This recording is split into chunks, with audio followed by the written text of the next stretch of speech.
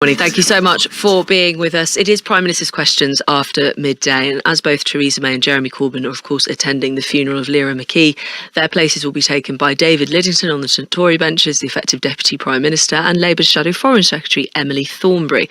But ahead of that, as always, I am joined by an esteemed panel of MPs to talk about the big topics of the day.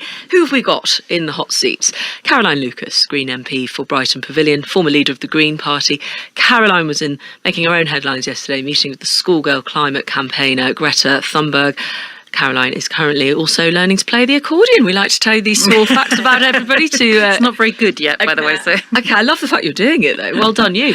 Emma Buck is the Labour MP for South Shields, an area which voted 62% to leave the EU. Emma is also a direct descendant, I'm told, of William Woodham, the inventor of the lifeboat. He invented it in a church in South Shields where he was the parish clerk. Wow. He did, yeah. That's amazing. Yeah. Okay, so I need to stay close to you if all else goes wrong. You've got a lifeboat out of it. And Ben Bradley, Conservative MP for Mansfield. I've been told you spent your Easter weekend playing Duck Duck Goose with your kids on the beach. Yeah. You getting fit? Well, Match better. fit? Yeah, well, not a great deal of running. My 2-year-old's not that fast yet. Okay, so you've got an advantage. Yeah, I will. Well, I'm sorry to drag it back to this, but we do need to kind of know what's going on with Brexit. Lots of our listeners are getting in touch saying, well, why don't anybody seem to know what's going on? Why is there no progress? Nick Eardley told me earlier that a minister had said to him a description that seems to be resonating: we're limping on.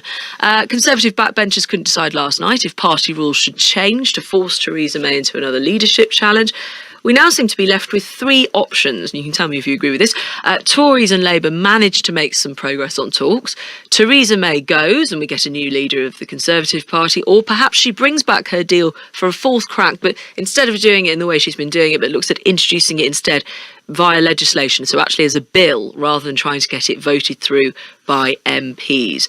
What is the way forward? Who shall I start with? Caroline Lucas. Well, at the risk of sounding like a broken record, I just think that either the deadlock or the limping or whatever kind of metaphor we've got for what's going on in Parliament right now does make the case, I think, very eloquently for the importance of taking this back to the people. I think that Theresa May is not going to get much success, I don't think, with her conversations with Jeremy Corbyn. I can't see that Labour is going to sign up to a deal with May unless it is linked to a second referendum. That's more or less what Keir Starmer has made clear, I think.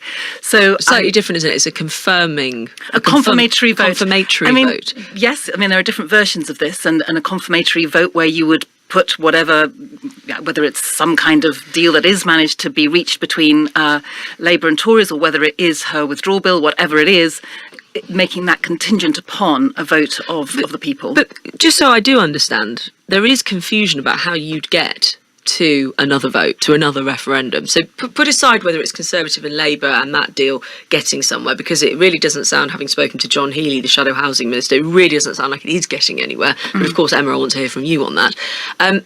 How would we have another vote with the people, another referendum? How would we actually get it? Well, you'd need to have the agreement in Parliament to do it, and it's not been impossible to think that maybe Theresa May herself might finally accept that the only way that she could get her withdrawal bill through Parliament would be to link it to saying that she would put it back to the people. So that's interesting. That's how you see the route might come about. I think it's as likely as any other route, quite frankly, really? Because I think her options are massively running out. I don't know quite else what she is going to do. We try to make a list. Ben Bradley for the Conservatives. Of those, what do you think is the most likely? It's hard to say. I think we're in a position where I don't see the talks with Labour going anywhere. I can't imagine, given the rhetoric from Corbyn for the last year about wanting an election, that he would prop up a Tory government that's not managing it.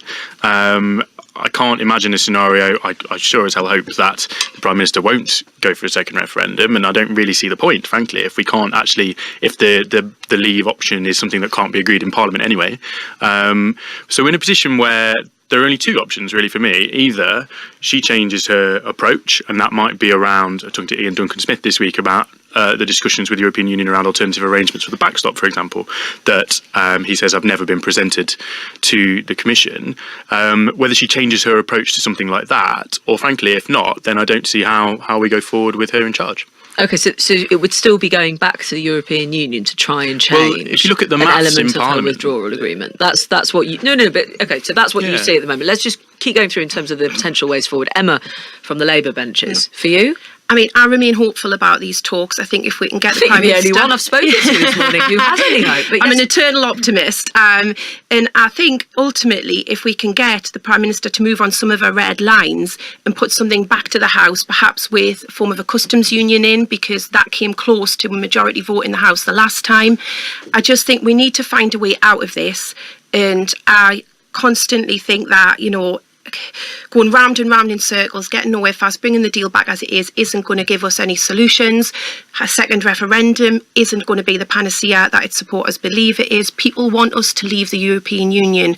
We need to step up and we need to do that around some consensus. And I think a customs union, bringing about the customs union, But you're is the not way guessing forward. that, because John Healey basically admitted this morning that the Prime Minister isn't changing what she's offering. Lots of details being gone over in those meetings, but he said the jury's out because the government are being inflexible. But that's been the case right throughout these talks. It's been up and it's been down, and that's When why I'm was it saying I'm up? still just in hopeful. case I missed it. Well, there's various people coming out of the talks and saying we're hopeful, we think we're getting movement. Well, So, Mr. Corbyn it yesterday changes. sounded utterly knackered and bereft of hope. Well, I What think do you know that he everybody is doesn't? tired of the Brexit process, and I think parliamentarians are tired as well, and we want to find a way out of this. And people like me who want to adhere to the manifesto I was elected on want to find a consensus in the House and move forward so we can leave the EU. Caroline, you wanted to come in there? Well, I just wanted to challenge a little bit what Emma was saying, that a second referendum wouldn't be a panacea. I don't think anyone's saying it's a panacea, but it is a way through the deadlock that we've got right now, because people haven't been asked for their views on a specific Brexit proposal. They were asked a very binary yes or no to an open-ended question that we now understand is actually incredibly difficult to answer in a simple way. I think the idea of going back to people and saying this is the best that they've managed to come up with, and let's not forget it was Brexit secretaries, hard Brexit secretaries, like David Davis and others who've been in the there front have been seat so on many, this. it's hard to keep up. Yes, sorry, but so that if that's the best they can do, then Caroline, go back to the people and see what they say. In all seriousness, there is a problem, isn't there, now? And you started to allude to that, Ben, which is that, let's say you do another referendum, you get it somehow. There is a lack of faith in the British public that whatever they mandate, whatever they ask for, can be carried out by people in your jobs. But I think the beauty of the Kyle Wilson amendment, and sorry to use the jargon, but that is the amendment that essentially would say that if a deal was subject to a confirmatory referendum, then whatever the result is goes straight into law. It doesn't come back to Parliament for it to be debated again and to go around the houses.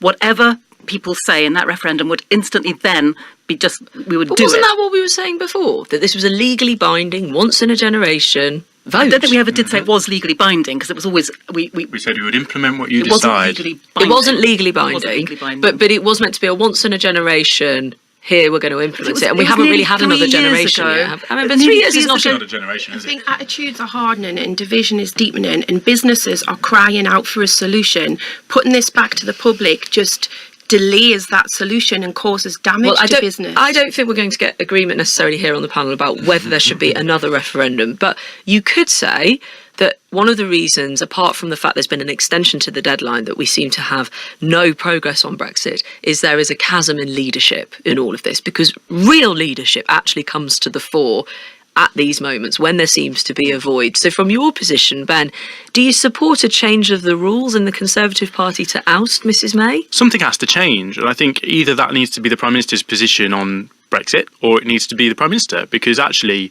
we can't continue as we are. If we just sat waiting for something to emerge, I don't see talks with Corbyn going anywhere. The deal as it stands is not going to pass. So either the deal needs to change, or somebody else who can achieve some change But what's the needs latest to come word in. on the Conservative street about changing those those rules? All we heard from last night, the 1922 is kind of confidential discussion, so I don't know any more than anybody else. All I've been told is that they couldn't reach an agreement and they're going to have more talks this today. is preposterous. What is wrong with you people? You're MPs. You can't seem to reach a majority on anything at the moment. Well, my view's You been pretty can't clear even since decide. November. No, but hang on. The Conservatives used to be the party that was ruthless with getting rid of their own leaders if they weren't any good. Yeah. You can't even reach a majority on whether to change the rules to get rid of it. Well, I'm as frustrated as you are, frankly. I put my letter in back in October to say this isn't going to work and we need a change of direction. The party disagreed at that time. But at this point, sorry, just then to get your opinion rather than anything confidential from the 1922 committee, which Well, I always don't know, sounds, like I say, I don't know, like some not sort of something odd that's shared. group to us because It it's is an just odd group, called a yeah. 1922. But anyway, do you actually support a change of the rules then? I think if she can't change a Brexit deal, we need to change leader. Right, So I okay, would, so yeah. you would support a change of those rules.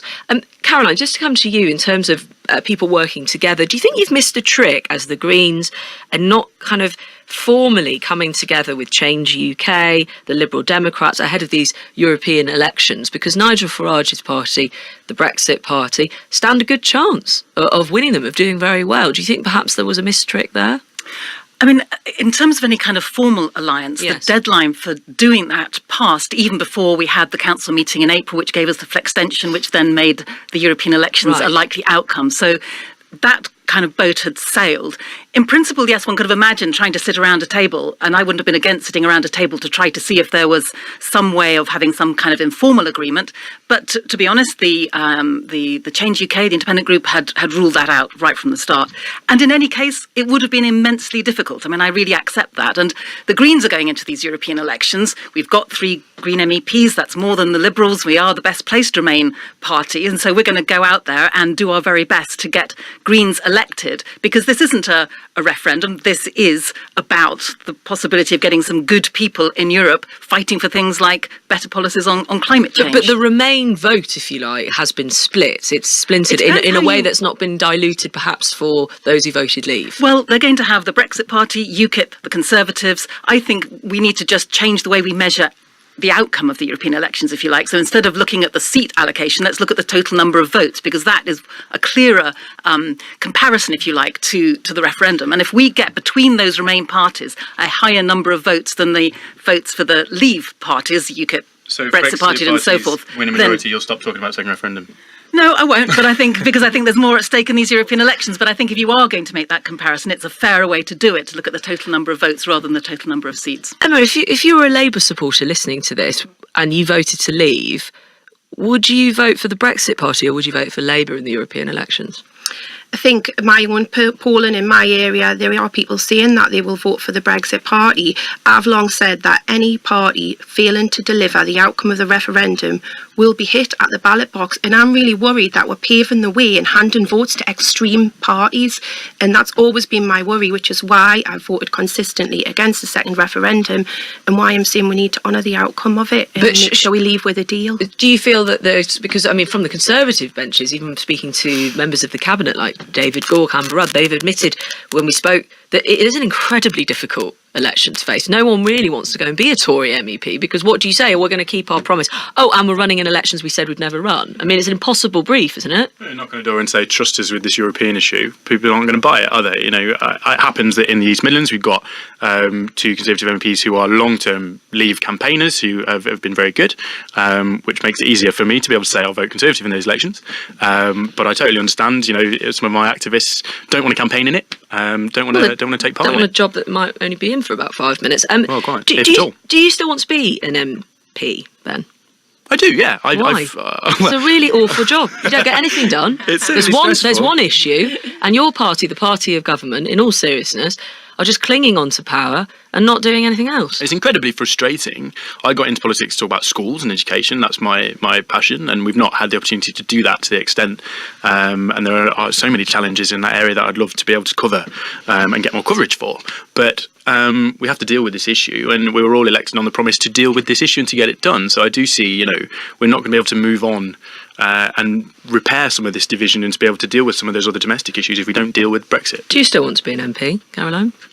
Yes, I think it's an extraordinary privilege to have this job. And yes, Brexit is taking the oxygen away from so many other issues. But yesterday, for example, we had Greta Thunberg in Parliament, and we were able to get some good debates on climate change. And I wish very much that we could move on, because those are massively important issues. But at the same time, you're going to stick at it? For as long as the constituents in Brighton will have me, yes, please. You will, okay. Emma?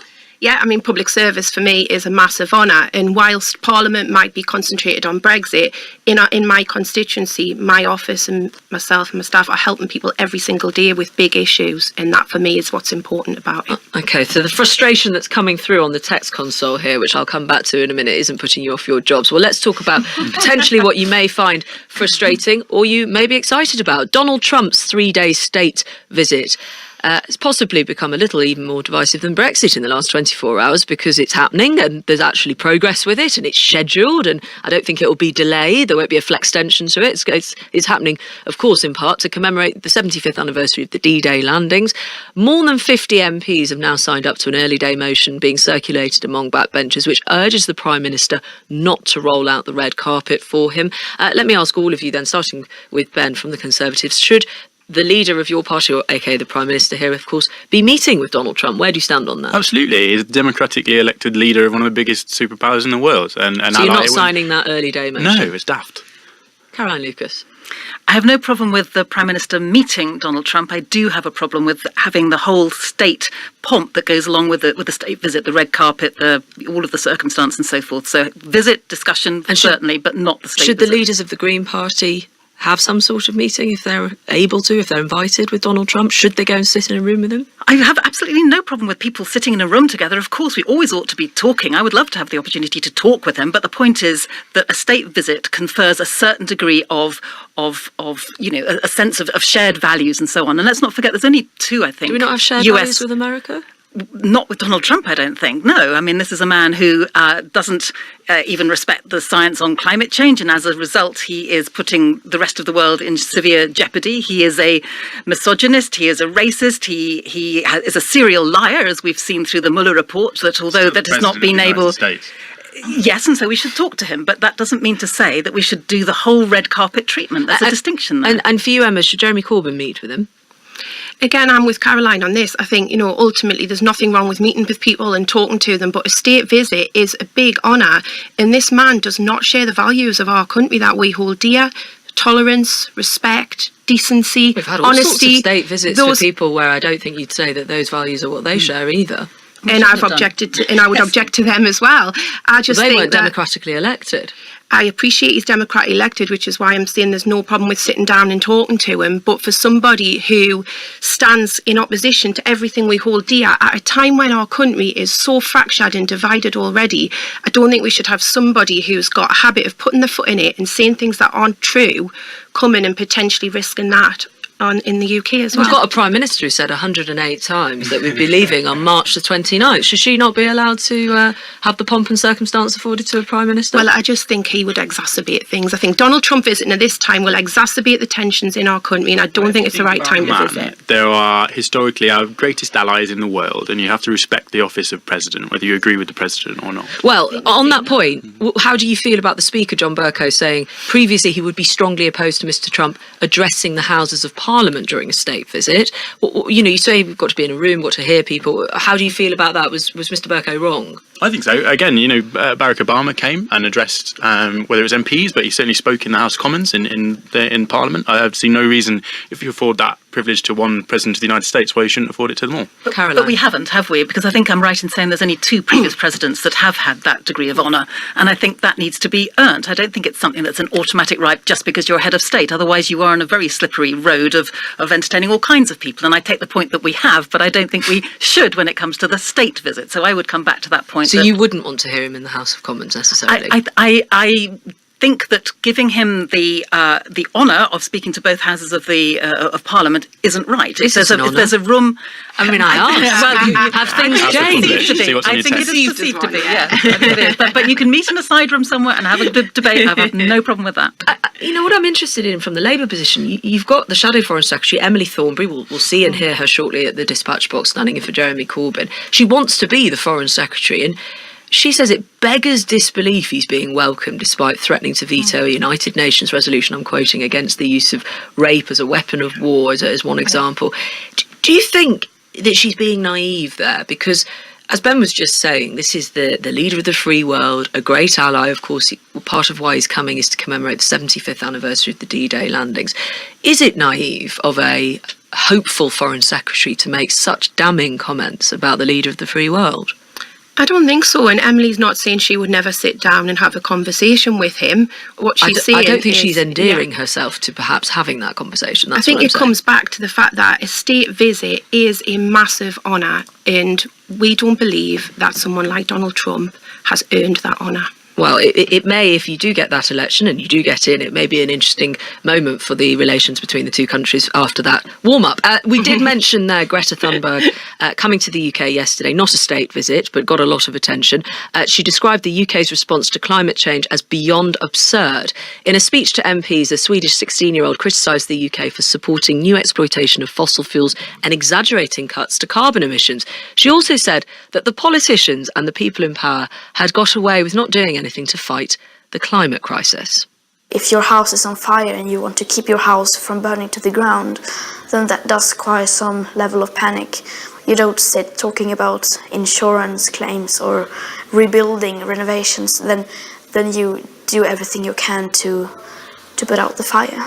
It's an interesting thing about panic, because politicians used to like to try and get away from that word and not instill it within the population. But is it time that you start sounding panicked? I mean, I'm not going to go to Caroline Lucas for this first one, because it would be safe to say the Green Party has been slightly alarmed, and that's underplaying it for some time about this. But Ben, in terms of your government, I mean, one of the first things Theresa May did was abolish the climate change department, roll it into the business department, that well-known unit for climate change activism. But in terms of sounding panicked and putting it to the front of the agenda, why has a 16-year-old been able to grab headlines and grab the attention in a way your government hasn't on this? Well, I think if you look through some of the areas and the departments that deal with some elements of this, whether it's climate, pollution, recycling, Michael Gove in DEFRA doing some really positive things. And if you look through the, global tables in terms of climate change, we're near the top of those. I've just got one up on my phone here. Climate Change Performance Index, where we rank 8th in the world for some of these measures. So, we're far from ignoring the issue. We've introduced countless bits of legislation that are taking us in the right direction. I have my own frustrations. I don't agree with following up and putting pressure in terms of fracking. It's not something I'm supportive of, and there are elements that we can all pick out of our own party's policies, though we like or not. But I think suggesting that government's not doing anything about it is just not true. It's not taking it seriously enough necessarily. Was it a mistake for Theresa May not to meet with her yesterday? There was an empty chair at that meeting that Caroline can tell us more about in just a moment. Yeah, well, I mean, she's a pretty busy lady right now. Well, is she? She can't be everywhere, can she? No, but in all seriousness, we're craving the information about what she's actually achieving with this busyness. Well, achieving is a different question, isn't it? But certainly a busy Caroline lady. Lucas, there was an empty chair for the Prime Minister. I mean, you of course have made this your life's work, your political work, to try and change the agenda around this. But is it kind of, I don't know, in any way frustrating that this 16-year-old girl has managed to cut through in this way, beyond the politicians, if you like? I think there's something special about young people generally holding an older generation to account for inaction when it comes to climate change, because not just Greta, but at that meeting yesterday, we also had 3 representatives from the youth climate strikers as well. And the moral authority that I think they have kind of cuts through the crap, essentially, because when it's their futures at stake, when they are saying to us, your inaction has meant that our futures is looking increasingly in jeopardy, that is a fairly unanswerable fact, I think. And so I think it's not just about Greta, it's about young people generally taking to the streets because they really believe that our generation has massively let them down, and the science is on their side, sadly. We had the Intergovernmental Panel on Climate Change last year saying we've got just 11 years to get off the collision course we're currently on with climate catastrophe. We've had the David Attenborough programme just last week, which was, an absolute red light flashing. It was alarm calls ringing, in terms of the urgency of acting now. So it feels to me that what's coming together now is a real sense, right, not just in this country, but right across the world, that we need to be doing more. I suppose whether whether you kind of are passionate about this issue or not, it does seem to have captured the imagination that the protests that have been going on, you may not like it may have held you up, it may have annoyed you in some ways, but we were just wondering whether it takes some form of illegal behaviour like these protests by Extinction Rebellion. I'm not saying it's violent, but of course there have been many arrests to get things on the agenda. Do you think it does take that? I think that peaceful direct action has a really important role in our democracy, and we've got a proud history of it, and the suffragettes is the obvious answer. And I don't think people, example, I don't think people do it lightly. And some of us have been, writing the letters in Parliament. I've had the privilege of putting down early day motions and parliamentary questions and so on and so forth. We use all of those democratic tools, and people on the streets have been trying to lobby their MPs and writing on petitions and so forth. But there comes a point when you feel as if when you're getting towards the end of that cliff edge, you need to kind of reach across and get hold of that steering wheel. And it feels that that's where we're at the moment. Emma, where are you on this? I mean, I think throughout history, the best changes that come to our communities and throughout the world are through groups of people working together with politicians. They give us the message, we're the public servants, we help them enact it. And I'm part of a party that introduced the Climate Change Act. I'm part of a party that has plans for a green industrial revolution. I think Greta is an amazing young person, and I think we should listen to her. But are you part of a party that's going to help Brexit happen if politicians work with people to enact what they want? Yes. You are? Yeah, Okay. I am. I've always said I want us to get a deal see. leave. We shall see. A bit of wry laughter there, if I may say, from Ben, who's listening from the Conservative benches. Of course, you'd like Brexit to happen, but it is your own government that can't seem to get it through or have that leadership. May I ask very briefly, we've been noticing in Westminster a little bit of action around younger sisters trying to upstage older brothers, whether that's Rachel Johnson running for Change UK MEP, of course the younger sister of Boris Johnson, who'd like to be the Prime Minister, or whether it's Jacob Rees-Mogg's younger sister now in the Brexit Party. Ever been upstaged by your sibling, Caroline? I've got two siblings. My sister is 9 years older, and I would only just say that the thing that's so frustrating is everyone thinks that she's much younger than I am. Oh, that's annoying. Yes, that's really annoying. But she's not tried to get into politics or do anything in your field? No, she hasn't. Not vice versa. No, okay. no. Ben? Younger sister you've got? Apparently. Yeah, I've always been the show off. You don't come into politics if you're afraid of the limelight, do you? But she managed to get her own back. I have one memory of when she managed to get her own back, which is we were away somewhere, I think in Skegness, and I was kind of showing off as usual. She pushed me in a lake, which was very nice, and took her opportunity to get her own back. Lovely. But maybe don't do that for you now, because that would capture some photographers' attention. Emma? I'm one of a kind. I'm an only child. No siblings at all. Fellow only child. It's something about Emma. We don't need invitations or repeats. That's We're just right. all you need. Thank you very much to my MPs panel. Off to the chamber you go.